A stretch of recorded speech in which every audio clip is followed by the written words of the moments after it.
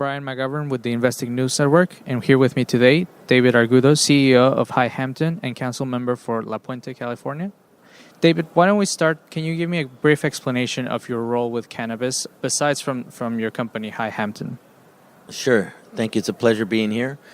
My role in the cannabis field dates back as a freshman in college at Humboldt State. Back then in the 90s, there was a movement in 1996 for Prop 215, where we were advocates of pushing Prop 215, the Compassionate Act use in California.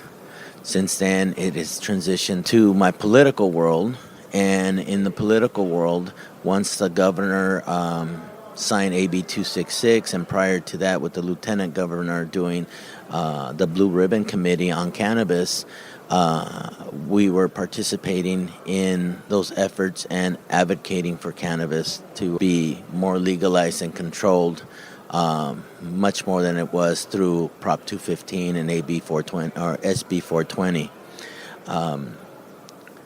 And that has created a level of involvement in my part on the political side. And really, it started when I became elected official in 2009, November of 2009, when we passed an ordinance to regulate dispensaries in my community. However, that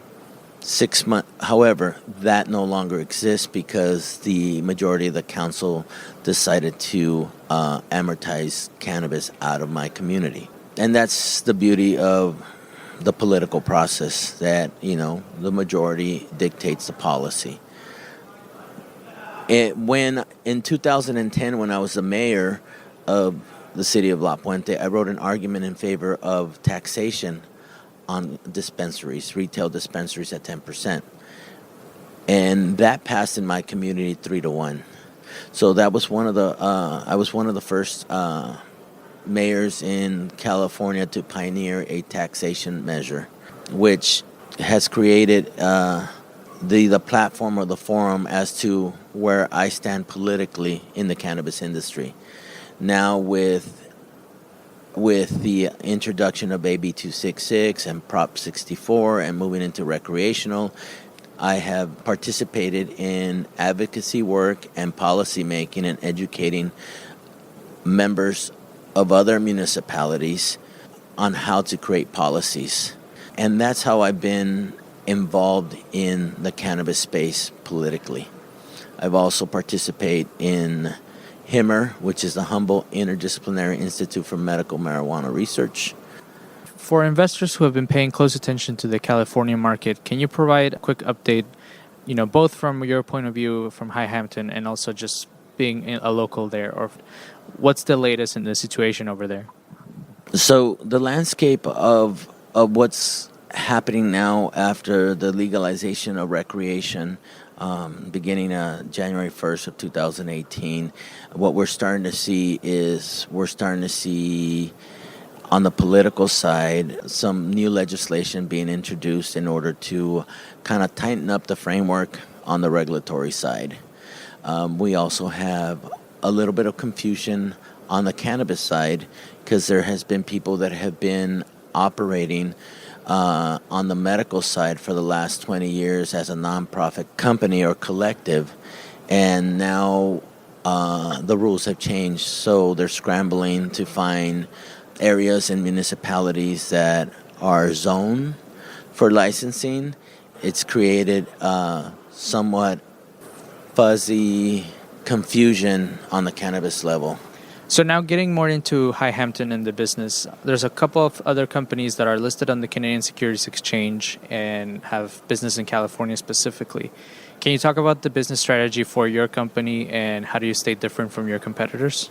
Sure. Our business strategy is to de-risk the level of risk that's associated in participating in California, and especially in the states where you have federal uncertainties. And what we do is, one of our focus is to focus just strictly on medical cannabis at this point in time. Although we are keeping a close eye on the recreational, we understand that recreational is a big market as well. But focusing on the medical provides us a high quality, specific type of cannabis that we want to provide to the consumers.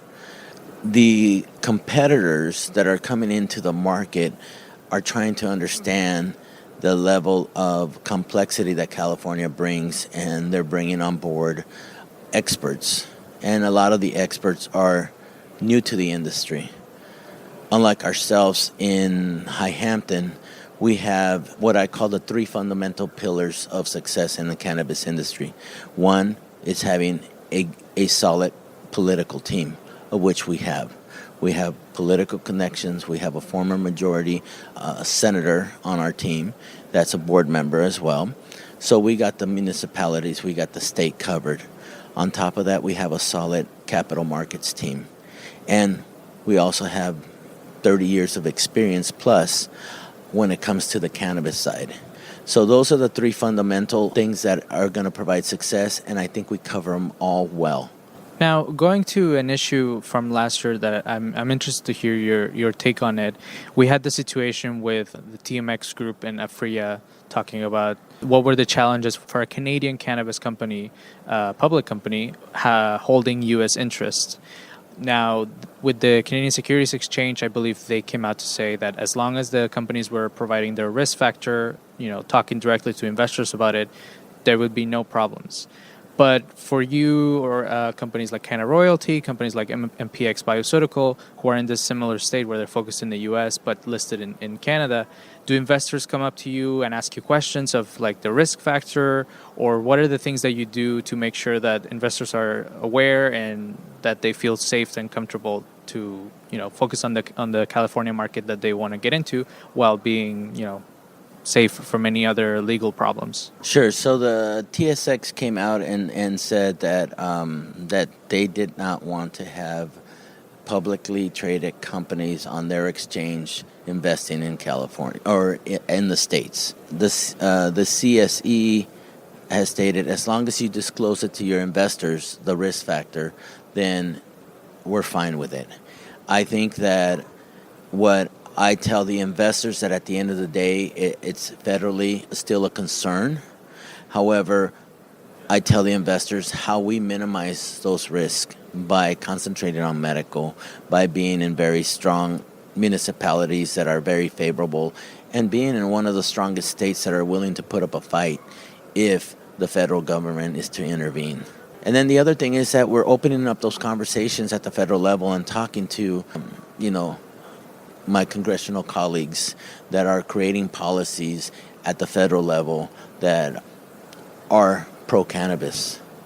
A lot of them are starting to understand, and 2018 is going to be a great year for a lot of conversations at the federal level. And we look forward into engaging with them and educating the policymakers at the federal level.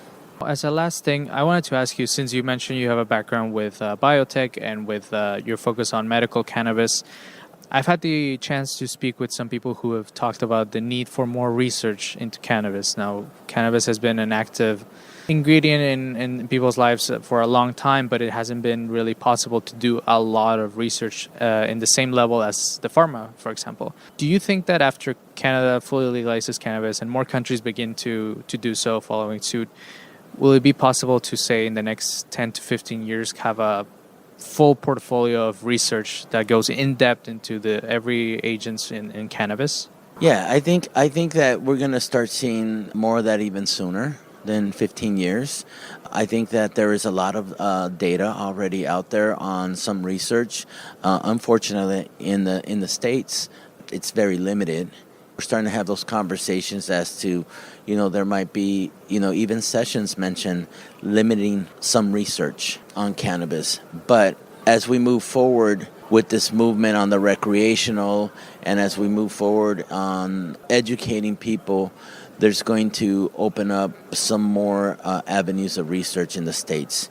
I think overall, internationally, there's been several countries that have done significant amount of research, and we capitalize on that.